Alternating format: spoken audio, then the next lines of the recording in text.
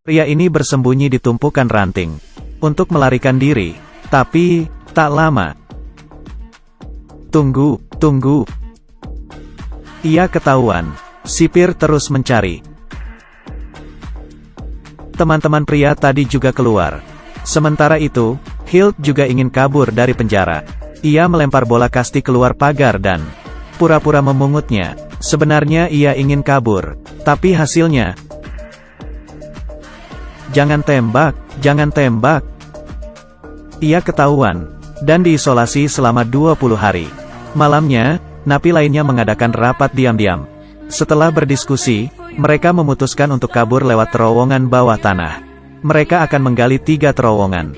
Sepanjang 100 meter. Dalamnya 9 meter. Kamu mau melarikan berapa orang? 250 orang. Mereka mulai beraksi, dan membagi tugas. Pertama, harus mencari alat. Untuk mengalihkan perhatian sipir, napi menyemprotkan air ke sipir. Sementara itu, temannya mengambil peralatan di mobil, dan menyelundupkannya lewat jendela. Mereka membuat terowongan di bawah kompor penghangat, lalu mulai mengukur. Para napi bekerja sama. Mereka membuat suara di luar untuk menutupi suara galian di dalam. Tak lama, malamnya, saat mereka menggali, sipir datang memeriksa kamar. Napi yang mengawasi situasi luar memberi kode. Setelah menerima kode, mereka segera menutup terowongan, lalu menuangkan air, hingga terlihat seperti selokan. Sipir berhasil dikelabuhi. Esoknya, Hilt dilepaskan dari sel isolasi. Tapi, ia masih mau kabur. Tak lama,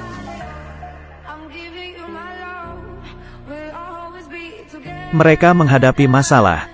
Tanah hasil galian harus diapakan? Warna tanah galian dan tanah di penjara berbeda. Saat itu, seorang napi berkata, untuk memasukkan tanah ke kantung kain, dan menggantungnya di balik celana. Dengan menarik talinya, tanah akan jatuh. Kamu pandai sekali. Esoknya, mereka menuang tanah galian, lalu mencampurnya dengan garpu kebun. Warnanya merata sempurna. Tapi, ada masalah lain. Saat menggali, terowongannya runtuh. Demi menahan terowongan, mereka harus melepas papan kayu. Mereka mengambil papan dinding, atap, bahkan papan di kasur. Kami rakyat jelata, sangat bahagia. Masih senang? Dengan papan kayu, rencana bisa dilanjutkan. Hari ini, mereka minum arak kentang untuk merayakannya. Tapi, saat sipir menggeledah kamar, mereka menemukan terowongan pertama, dan mengetahui rencana kabur mereka. Berapa yang akan lari? 250 orang. 250? Iya. Saat itu, sipir menemukan terowongan pertama mereka. Sekarang, hanya sisa 2 terowongan.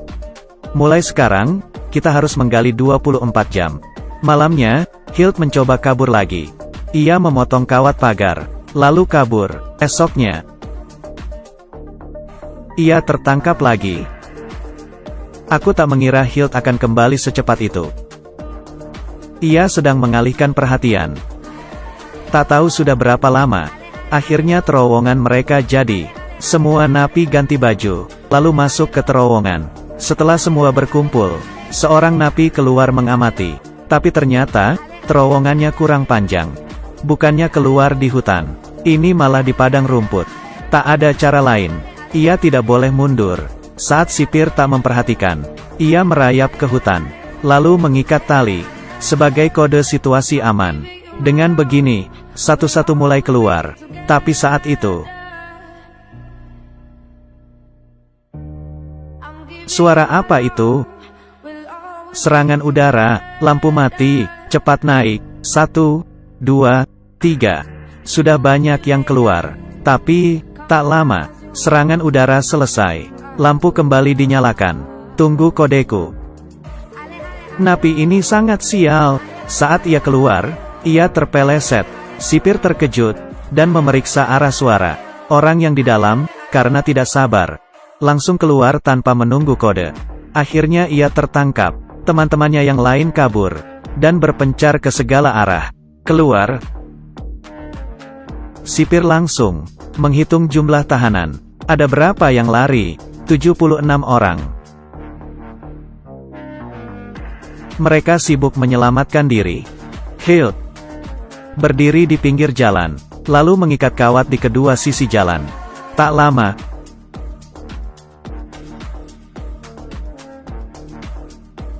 ia berhasil mencuri motor sipir. Kebetulan, ia berpapasan dengan tentara Nazi. "Kamu ada apa kesini?" Ia diam saja, dan langsung tancap gas. Tentara Nazi mengejarnya. Ia tersudut di perbatasan Swiss. Sekarang ia terkepung mobil Nazi. Hilt ngebut dan berhasil melompati kawat duri pertama. Tetapi pagar kawat kedua terlalu tinggi. Ia tersangkut di dalam kawat. Hilt tertangkap lagi. Sementara pria ini melihat sepeda. Setelah memastikan di sana tidak ada orang, ia mencuri sepeda itu. Lalu, ia sampai di bar dan bertemu dua orang Inggris. Mereka mengantarnya kabur lewat rute yang aman. Akhirnya pria itu lolos. Dua pria ini juga beruntung. Sesampainya di pinggir sungai, mereka mencuri perahu dan mencari kapal. Akhirnya, mereka sampai di kapal pesiar dan menyelundup naik. Mereka berhasil kabur. Teman-temannya yang lain sangat sial. Mereka naik kereta, mencuri pesawat, dan minta tumpangan truk. Tetapi, mereka tertangkap lagi. Di perjalanan kembali ke penjara, mereka ditembak mati oleh Satgas Rahasia. Hilt dikembalikan ke penjara, dan masuk ke sel isolasi lagi. Ia sudah mencoba kabur 20 kali, tapi selalu gagal. Film ini ditayangkan tahun 1963. Dari 250 orang, 76 orang kabur.